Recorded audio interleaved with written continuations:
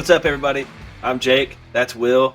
And it is officially March Madness. We are through the round of 32 and on to the Sweet 16. Tonight we'll be covering the biggest upset, most impressive team, Elite 8 predictions, and the region winner prediction coming up from the Sweet 16 and the Elite 8. Will, start us off. How are you feeling about March Madness so far? Yeah, feeling great. Obviously, this past week was just fantastic. Getting to watch some ball while at work on Thursday and Friday was, the best. The excitement of getting home and just knowing that the weekend was just going to be jam-packed full of games to, bet on, watch, whatever, however you choose to consume your hoops. I'm not one to judge, but, fantastic week. It has been a little chalky, which is disappointing. There were a few upsets, but like all the 1 and 2 seeds are still alive, which doesn't really bode well for me with the Final Four that I predicted. But it's been great so far, and excited for the next couple of weeks. It seems like we've got there's definitely going to be some drama at some point, and we haven't had that much yet. So I think we're in store for some of it here pretty soon. Drama on the horizon, and you heard it here first. We are a judgment-free zone when it comes to hoop consumption. So let's jump right into it. Well, what's your biggest upset in the East region? Unless you want to call Duquesne over BYU an upset, even though pretty much I think probably more than half the people had Duquesne beating BYU in their brackets. I personally didn't. I thought BYU was going to go on a little run. But, to me, the clear choice for the biggest upset was Yale over Auburn. I know I didn't see that one coming. Auburn was the KenPom Analytics champion of this year. Everybody's like, oh, Auburn's top 10 offensive and defensive adjusted efficiency. The past 10 years, every national champion has been, whatever, all that. Auburn was a KenPom team, and then they lose to an Ivy League in the first round. I know you had Auburn going pretty far, didn't you? Absolutely did. Loved how they were playing down the stretch. They were shooting it well, seemed very motivated, and Broome, I just didn't think that any of the Ivy League schools or Yale in particular could handle him for a full game. But, they hung around. That was the definition of a frustrating game to watch from a sports gambling perspective, where Auburn had the game in the bag seemingly the entire game. They were up 10 points. It seemed like an easy cover, and Yale just hung around, and it's weird. Weird stuff happens in March. So, got to tip your hat, but I thought Auburn was going to make a little bit more of a run. But staying the course, most impressive team in the East region. I think that the obvious answer is UConn. That's mine. They were just blowing teams out. There was a clip of Hurley pretty pissed at his guys that they were only up 33 at halftime against, I think, Stetson or something like that. That was crazy. Something ridiculous. He's awesome. Yeah, he's great. But I think that they're everybody's obvious choice for the most impressive team in the tournament so far, even though they haven't played quality competition as maybe some lower seeds have. But Will, I know you're high on another team. Yeah, Illinois. I feel good about my Illinois prediction to the Final Four on our previous show last week. Taking care of business against two inferior teams, winning handedly. Terrence Shannon and I think it's Marcus. Is it Marcus Damask? I know his last name is Damask. They're just awesome. I actually heard a little story about how Jay Wright got with Illinois' coach. What's Illinois' coach's name? Do you know? It's that bigger, heavier set guy. Yeah, I don't know off the top of my head, but apparently Jay Wright sat down with him and kind of went over guards with post moves, kind of like the Jalen Brunson strategy. And when I heard that, I was like, that makes sense because that's kind of how Damask plays. And then obviously, if you have a lottery pick playing point guard, that's a huge advantage in March Madness. So yeah, I've enjoyed watching Illinois and excited to see what they do against Iowa State. It's going to be a very tough matchup with how athletic and the effort that they play with. Illinois looks great to this point, and so yeah, they're my most impressive team from the East. Just to bounce off of that a little bit, I've really enjoyed watching Coleman Hawkins too. Yeah, he's their forward. When he stretches the floor, he actually plays kind of like a guard, where he handles it a little bit more in that offense than what you're usually seeing. I think that provides a certain complexity to this offense where you can't key on sort of all of the cutters that they have. I know Shannon likes to go to the hole a lot. Obviously, you said Damask, he has a lot of post up moves and everything. You can space the floor, but also you don't have to give up rebounding in that instance. I do like Illinois a lot. But that being said, I am going to predict them to lose to Iowa State on Thursday, I believe. I think Iowa State gets the win against Illinois. I think it's not the best matchup. Iowa State plays really good defense, and Illinois, while they're fine on the defensive side, they're not as locked in as Illinois State or Iowa State is. And then UConn, I think you'd be a fool to predict them losing. They're definitely going to beat San Diego State. I would. Oh wow, almost that put my sounded life like on a that. jinx. Wow, I think they're jinx proof. I might have to change my pick. You know, Jake, I don't know the exact stat, but it was something crazy like the past 5 defending national champions have lost in the Sweet 16 or something like that. It's just hard to go back to back, and they've put together 2 really good games in a row. And I think the San Diego State team is underrated. We would have learned more about San Diego State if Auburn had taken care of business against Yale. But I don't. This will definitely, obviously, be the biggest test that they've faced to this point. You know, like I said, something is bound to happen, and I think you might have just helped out San Diego State with a little jinx right there. I don't think that San Diego State is underrated at all. I think they're perfectly rated. They lost, I think Keyshawn Johnson was his name, went to Arizona last year. And, I mean, I know they went to the national championship game. This is actually a rematch from last year's national championship, which you don't think about a lot because it wasn't a very underwhelming national championship in general. But they lost a lot. And I read somewhere where they struggled to shoot the ball at a very, very, very bad rate. Like I think they're like in like maybe the 300s as far as some sort of shooting percentage. I would have to go back and look that up. But you can't hang around with UConn if you're shooting the ball bad. I know it's March and anything can happen, but I don't see this one. I would much rather have seen Auburn push them to the limits. I don't think San Diego State has it in them. So it sounds like you think UConn is also going to beat Iowa State in back-to-back Final Fours? UConn's going back to the Final Four. I mean, I don't have them winning it all, but I don't see them losing. What's your picks? I'm prediction and region winner. I'm sticking. I'm with you on UConn.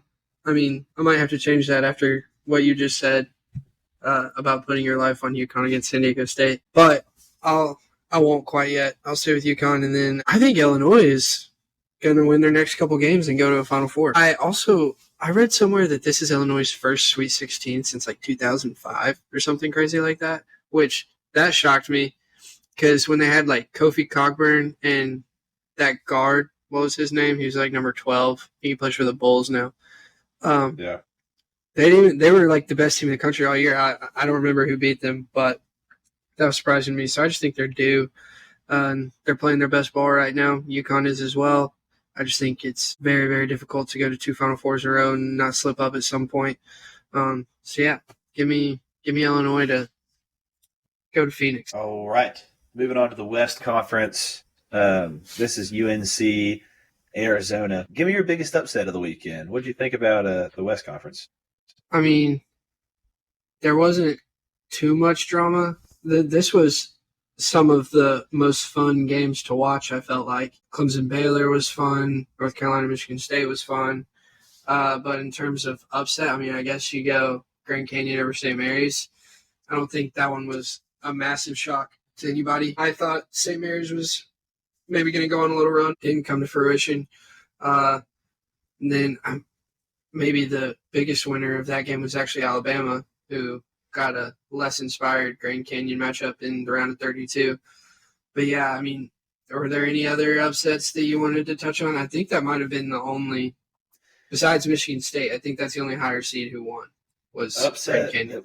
There was an upset that was not an upset. Clemson beating New Mexico. I think everyone and their mom was on New Mexico. Clemson was free money in that game. Free money. Yeah. And if I remember correctly, You picked New Mexico last week as your lock. I don't think so, because I was all over Clemson. So unless like my mind I changed, also was all over Clemson. I wasn't confident enough to tweet it out, but I'm pretty sure that you were. I'll let you look back into that. As my most impressive team, just to funnel into that, Clemson was definitely it.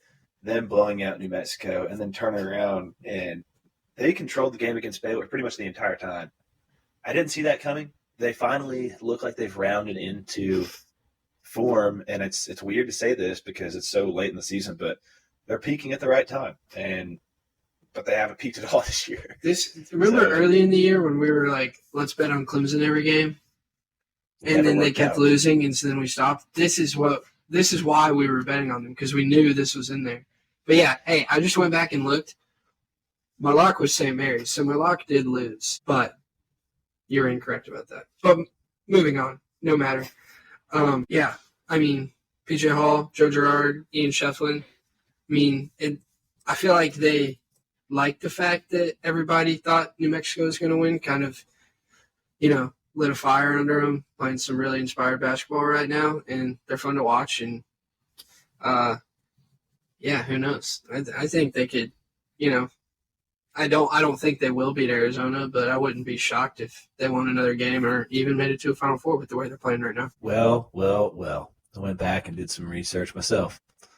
Looks like Will chose them as his first-round upset, which is the least sexy pick you can choose as first-round upset because they were favored. If I said not really an upset, but New Mexico, because I didn't like any of the upsets. So I know ball, except for St. Mary's. I remember saying I don't even like it, but I mean, if I have to pick one, it's New Mexico. I mean, my DraftKings account says differently, buddy. Right. I think that this is an honorable mention, and I know you had another one you wanted to touch on real fast. Bama was a pretty impressive team for me, just because they went out to Spokane, Washington. They had a long flight. They were picked to lose by a lot of people against Charleston. And then Grand Canyon surging, they beat St. Mary's, and they take care of business there. They weren't sexy wins. I know they topped 100 against Charleston in a fast-paced game, playing some buckyball, I believe. But Grand Canyon, this game was in the 60s, and Grand Canyon did everything in their power to slow down Alabama and get them out of their game. And Alabama actually played defense for the first time in what I think has been almost the whole year. So I was impressed by them. Yeah, I mean, me, not so much. I mean, they beat Charleston by 13 and Grand Canyon by 11. I mean, definitely, you take wins. I don't think they were nearly as impressive as Carolina. I mean, Carolina beat Michigan State by 24 after Michigan State beat Mississippi State by 18. And Michigan State, like the first 5 to 10 minutes of that game, my upset detectors were on high alert. And then it was just like a switch flipped and everything started going Carolina's way. I mean, they beat Wagner by 28, 116, no surprise there. But I feel like they were really nervous before that Michigan State game. After watching what Michigan State did to Mississippi State and, all of the lore of Tom Izzo in March, and you never know what he could do with a team like this, especially with how many older players they have. So, yeah, to this point, I think Carolina fans are probably some of the happiest in college basketball. Yeah, that game was almost like North Carolina just mid-game realized that they were better than Michigan State. Yeah, I think that's a good way to put it.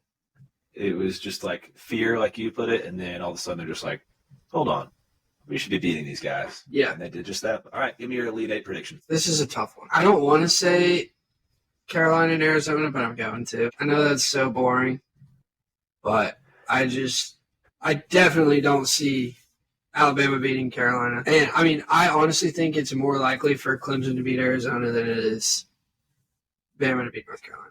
What do you think about that? So I definitely think – wait, repeat that. I think Clemson has a better chance of making the Elite Eight than Bama.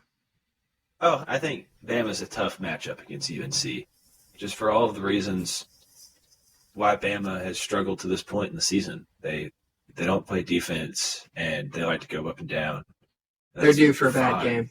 But, yeah, they are due for a bad game, and North Carolina has proven to play almost any style of basketball and still win. They can slow it down. They can play fast pace. They have great inside presence, and their guard play is really good. I think that they'll be able to slow down Mark Sears and Alabama pretty easily. Easily might be the right word, but relatively easy. I think Clemson is going to give Arizona problems, and if I didn't pick Arizona to go to win the region last week, then I would be very tempted to pick Clemson. Me and Will were talking about this before we got on. I think Clemson's going to beat Arizona, but to stay consistent, I will pick Arizona and UNC and pick Arizona to win the region. Yeah, I'm with you. For no other reason, my Final Four last week was Illinois, Arizona, Duke, and Creighton, and all 4 teams are still alive, so I'm definitely not going back on that. I hope the Elite Eight matchup is Arizona and Carolina, just to get the Caleb Love, RJ Davis game. I think it'll be super fun. And then just the fact that the Final Four is in Phoenix, I don't know. I just feel like sometimes Destiny has a way of making special stuff happen, and Arizona playing in the Final Four in Phoenix would be pretty cool. Yeah, man, I like Clemson. I might sprinkle, but neither here nor No there. one says no. Like no one will be mad if you change. Like there's nothing wrong with that. Yeah, but you almost would be like an idiot to go and change from a team like No. Arizona to a team There's been a that's material struggling. change. So, No one expected Clemson to do what they've done, and they're playing great. That's why we have multiple shows and make multiple predictions, because I think Clemson different. might be catfishing me right now. And That's fair. This is a person that I have been catfished previously by teams, and Clemson is showing me how good they can be, and we knew that they could be the entire year. And now, when we get into March, they're showing flashes, and it brings me back to preseason Jake, where I was just wanting to bet on Clemson. I wanted to take money out of my pocket and place it on Clemson, and here we are. I don't know. I'm torn, but I like Clemson. I've always liked Clemson. I think they could be very good. Moving on to the South. This one had the most upsets of any region, I believe. I'll start off with Oakland over Kentucky, and then I'll let you get to JMU over Wisconsin. Just because you're the bigger Barstool guy, I feel like you'll have more to say. I'm wearing a Barstool hoodie right now that you say that. Oakland over Kentucky, I can't say how happy this game made me. It was probably the most fun game of the weekend. It was just nothing but ridiculous threes that kept pouring in from, I think it's Jack Go. It starts with a something. K. I think it starts with a This G. is bad. We don't know ball. It was literally we've slept since then. They've lost. But every shot that he took, it seemed like it had a chance of going in, even the ones that missed. And you got it? Golke. Jack Golke. I knew there was a K in there. It was every three was contested. It just found the bottom of the net, and it just was repetitive, and it was beautiful to watch. I love when Calipari is just getting his heart ripped out in March. It's as a Vol fan, it will never get old. But Yeah, I'm a little bit shots, upset that Kentucky ended up getting out just because they were exciting. Go ahead. the shots that dude was throwing up were insane. It wasn't like he was wide open. They were on the run, off balance, fading, banking in threes, getting fouled, coming off screens, completely contested. It was Lights out. insane. I saw a clip where Calipari was like, we watched games where he went 1 for 9, and so we were putting our focus elsewhere, and then he just went microwave mode. I don't even think it was necessarily a bad game plan for Kentucky. Probably not good in-game adjustments. When you see a guy's that hot, you got to do whatever it takes to not let him get any more shots up. But yeah, Cal's definitely on the hot seat, confirmed by all the Kentucky people, including the most prominent media. Matt Jones, Kentucky Sports Radio. I don't think he believes that Cal will be back. I disagree with him. I think Kentucky basketball is in a much better place now than it was when Cal took over. And, he kind of hangs his hat on Kentucky, their player success in the NBA, which is actually insane when you think about it. How many awesome NBA players went to Kentucky and played for Calipari. But yeah, I think they'll give him maybe another year or two to try to adjust his philosophies, maybe bring in some transfers, some lower rated guys, go away from the one and done model. So I don't think he's going to be gone yet, but I don't know. What do you think? I'm with you. As a Tennessee fan, I hope they get rid of Calipari just because I think that they're in a better spot, like you said, with him than without him. But I disagree with that just because I think they could get Scott Drew, who's like one of my favorite coaches in the country. But yeah, I do like Scott. That's neither here nor there. It's hard to argue with the success he's had, though. So we'll see. I don't really have a feel on if he's going to get fired or not, but it's an interesting storyline to follow. Overall, I'm sad about Kentucky losing. As weird as that sounds. Yeah. No, I am they too. were fun to watch as a team. Agreed. Electric. I didn't think they were ever going to win it. I don't think you ever did either, but. No, I did. I had a future on them to win the Natty. Never mind. Yeah. I also saw this meme that was like, Jack Golicki's going to have the coolest story to tell with the State Farm water cooler in 2 years. Did you see he said, like, I'm not going to be in the NBA? Like, he was like, they have talked, he's like, I'm not going to be in the NBA. But, I mean, I feel like he could.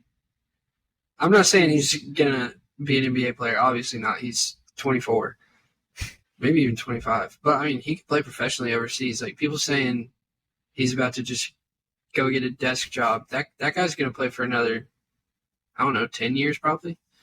Maybe probably less than that. The other upset we had in the South was the James Madison Dukes over the Wisconsin Badgers. Feel like there's not really too much to say about this one. It never felt super close. In my eyes, like I feel like the score was closer than how it felt to me. Wisconsin just felt outmatched the entire game. Fortunately for me, the Cinderella story came to an end in the round of 32. Jared McCain for the Duke Blue Devils, I think he started out 6 of 6 from 3 in the first half. Not a bad way to get going. It's definitely his best game of the year coming in the tournament, which is good because there have been some questions about him after how highly rated he was coming out of high school and then all of his TikTok antics. But I was glad to see him play really well. Fingernails. He paints his fingernails. I don't really know if I can get over that, but I mean that's becoming a thing though. Like Caleb Williams does that too, and he's about to be the number 1 overall NFL draft pick. So I mean, hey, I'm not saying anything. Live your life, do what you want. I'm not here to judge. I know, like maybe that has caused some people to ask questions. We can acknowledge that, but I don't think it negatively impacts anything on the court. Like what TikToks you post or what you're doing to your fingernails.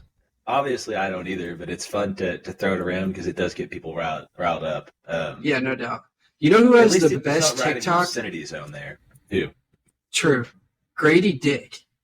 His TikToks from last year when he was at Kansas are hilarious. And he's kind of like similar to Jared McCain. Like he enjoys fashion and like the social media life. But yeah, I don't know. I kind of like it because they're just saying like, I'm comfortable in my own skin.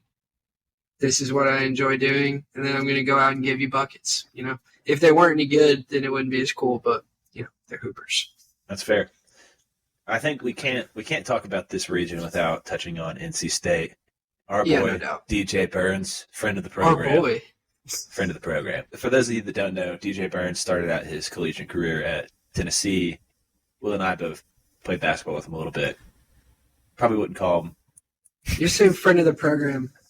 If I saw him on the side of the street, if I said hi to him, he would have no idea who I am. I used to have some contact information, so maybe I'll see if he'll come on the show with us. I doubt it. Yeah, he was always really nice. I always enjoyed him. And you were talking about Barstool. He went on Pardon My Take. I think it was on Monday, and did a little interview. And he was talking about how he plays 4 instruments and he owns vending machines. So I thought that he's like the most interesting man in the world. He has all these side hustles and then goes out there and gives people buckets. Yeah, I saw that. But I think that they're both of our most impressive team. NC State has just continued to stay hot and look nothing like they did in the regular season.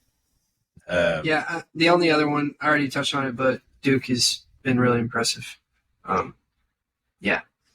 I think mine other than like honorable mention, most impressive team would be Texas A&M. I know they lost, but the way that they played against Nebraska, they blew them out and then turned around. And I thought they were going to beat Houston for a second there. Yeah, And I know you both called that beforehand. The best game of the tournament by far, in my opinion. How it went into overtime. I wish it was a little bit closer in overtime, maybe a double overtime. That kind of sucked. But yeah, the game was awesome. Wade Taylor is the best. Everybody for Houston fouled out. But what's Houston? What's not Jamal Shed? The other guard, I think he's like number 24. Do you know his name? I'm awful at names. You know this. Birthdays, names, everything. This is going to take me a second.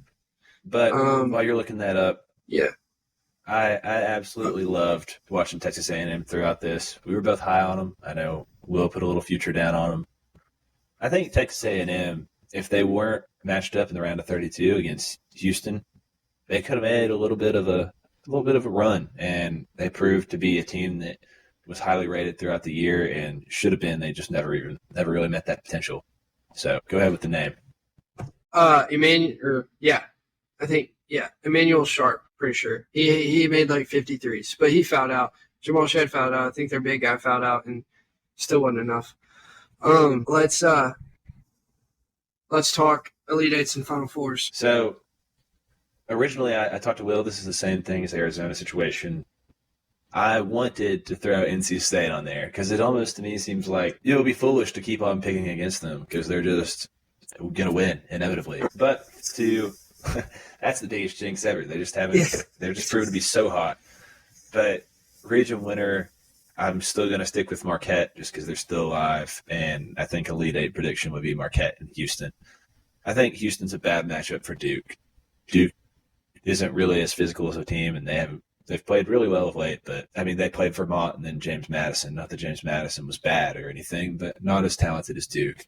But I think Houston will kind of show why they've been top 3 or 4 all year against them. Yeah, I mean, I see what you're saying. I thought the Texas A&M game was a game that Houston would lose, and to survive in the way that they did, I think that definitely helps their chances. It's kind of like if you can get out of that one, you almost like their chances better because of how close that game was, if that makes sense. But yeah, I think I like Duke. I think Duke is. I would love Duke if Texas A&M had beaten Houston. Obviously, it's going to be a pretty treacherous road, likely having to play Houston and then Marquette. I mean, would you have guessed Tyler Kolek has been out for a month and a half? He looks like one of the best players in the country. Yeah, I think Duke goes to the Final Four. Well, there you have it. On to the Midwest, last region. Arguably best region, just because top to bottom, it seems like all 4 teams have a legitimate chance to win the region and end up in the Final Four. Purdue, Gonzaga, Creighton, and Tennessee are left. Will, let's start with the biggest upset. This one's pretty obvious, but I'll let you take it. I mean, I don't even know if I'd call it an upset. I'm assuming you're talking about Oregon, South Carolina? By the book standard, it wasn't an upset, but yeah. It was. For me, I think it was a pick'em, right? Yeah. I was on South Carolina too. Actually, South Carolina I might have taken them +1. I don't remember. But yeah, the SEC just came out and shit the bed between Kentucky, South Carolina, and also Auburn. It's just what happened. Everybody all year talked about how the SEC might be, having talks about the SEC being one of the best conferences, and then only 2 teams left. I don't want to say Texas A&M played bad because, they beat a Nebraska team that a lot of people thought could win by 15 and then took Houston into overtime. So I'm impressed with what they did, but the SEC just overall, not the tournament. But yeah, in terms of most impressive teams, I mean, I want to say the Vols, obviously, as a Tennessee fan, but you can't because they had the game against Texas where they shot 35% from the field, less than 25% from 3. The game that everybody knew Tennessee was going to have, it was just a matter of time, but got the win. Yeah, and like I mentioned earlier, if you can win games like that, that makes me like your chances even more. I agree with that for sure. My impressive team, I know they lost again, but Oregon seemed like a team that, I mean, they did well in the Pac-12 tournament, but overall they underperformed. They get into the tournament and beat South Carolina, who only had 7 losses all year and played in the SEC and are a much harder conference on paper. But their big man finally got healthy, Dante, or whatever his name is. He's a beast. Was a stud. They were actually really fun to watch. In that game against Creighton, when they went to overtime, I think they were talking they only had like 8 scholarship players healthy, and Creighton's a really good team. They took them to the wire. I was pleasantly surprised by Oregon, and I just really enjoyed watching them. I love watching that Dante guy just literally just dunk on everybody. And Creighton has a great front court too. So I would say they were my most impressive team, just from what I expected from them and what I got. But Gonzaga played very well throughout, so can't hate on that. Who do you think is going to the Elite Eight? Give me Purdue and the Vols, and the Vols to win the region. But I am super nervous about the Vols. I'll let you expand on it, but Creighton has a very good chance of upsetting Tennessee on Friday. I know you're picking them, so I'll let you take Creighton. Gonna stick with what I said last week, which was Creighton. But I would like to throw out the caveat that I picked Creighton thinking that Tennessee would do what they did against Texas, but I just thought that they would end up losing the game. So I do know ball. I predicted it correctly. Tennessee just, somehow squeaked out with the win. I think that was like the first tournament win ever where a team shoots that poorly. Like we were like 3 for 25 from 3 or something insane. Well, the funny thing is Texas shot just as bad. Yeah. So I mean, like it was crazy. But continue. Yeah. So Gonzaga has had a great year. Mark Few has willed this team to the Sweet 16. Just like when everybody counted them out, here they are back yet again. I just think we're going to get a rematch. Or sorry, not a rematch. I almost said Purdue, Tennessee. Purdue, I do think Purdue's going to be Gonzaga, but got to go with Creighton over the Vols, unfortunately, and then Creighton to upset the Boilermakers in the Elite Eight. I hate it now. Honestly, I hate it so much, but I'm sticking with it. I don't. I know ball. Creighton don't really shoot. Like, yeah, but really now that I say it, like a Purdue-Tennessee rematch from the 2019 Sweet 16 game. It'd be so fun. It'd be awesome. Yeah. Okay. Yeah, I like Creighton. Well, that covers it.